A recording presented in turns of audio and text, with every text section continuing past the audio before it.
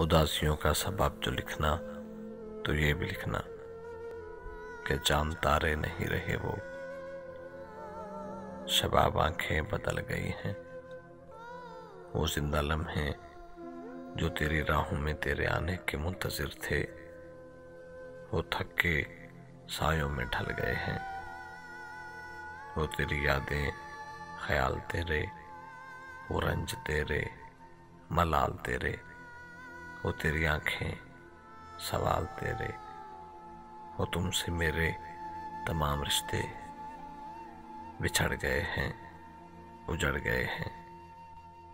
उदासियों का सबब जो लिखना तो ये भी लिखना, लरसते होंठों पे लड़खड़ाती दुआ के सूरज पिघल गए हैं, तमाम सपने ही जल गए हैं।